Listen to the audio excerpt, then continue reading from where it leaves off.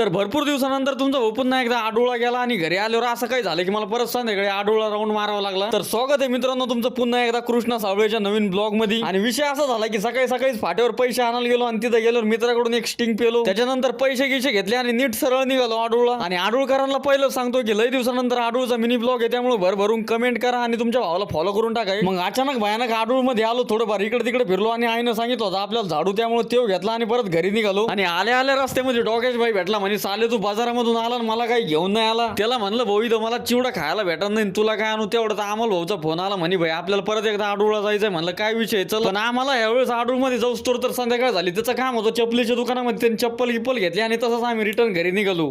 तर भरपूर दिवसानंतर तुमचा भाऊ पुन्हा एकदा आडोळा गेला आणि घरी आल्यावर असं काही झालं की मला परत संध्याकाळी आडोळा राऊंड मारावा लागला. तर स्वागत आहे मित्रांनो तुमचं पुन्हा एकदा कृष्णा सावळेच्या नवीन ब्लॉग मध्ये. आणि विषय असा झाला की सकाळी सकाळीच फाट्यावर पैसे आणायला गेलो आणि तिथे गेल्यावर मित्राकडून एक स्टिंग पेलो. त्याच्यानंतर पैसे गिसे घेतले आणि नीट सरळ निघालो आडोळा. आणि आडोळकरांना पहिलं सांगतो की लई दिवसानंतर आडोळचा मिनी ब्लॉग आहे, त्यामुळे भरभरून कमेंट करा आणि तुमच्या भावाला फॉलो करून टाका. मग अचानक भयानक आडोळ मध्ये आलो, थोडंफार इकडे तिकडे फिरलो आणि आईनं सांगितलं होतं आपल्याला झाडू, त्यामुळे तेव घेतला आणि परत घरी निघालो. आणि आल्या आल्या रस्त्यामध्ये डोकेश भाई भेटला. म्हणजे साले तू बाजारामधून आला मला काही घेऊन नाही आला. त्याला म्हणलं भाऊ इथं मला चिवडा खायला भेटत नाही, तुला काय आणू. तेवढं तर आम्हाला भाऊचा फोन आला म्हणे भाई आपल्याला परत एकदा आडूळला जायचंय. म्हणलं काय विषय, चल. पण आम्हाला यावेळेस आडूळ मध्ये जाऊस तर संध्याकाळ झाली. त्याचं काम होतं चपलीच्या दुकानामध्ये, त्यांनी चप्पल गिप्पल घेतली आणि तसंच आम्ही रिटर्न घरी निघालो.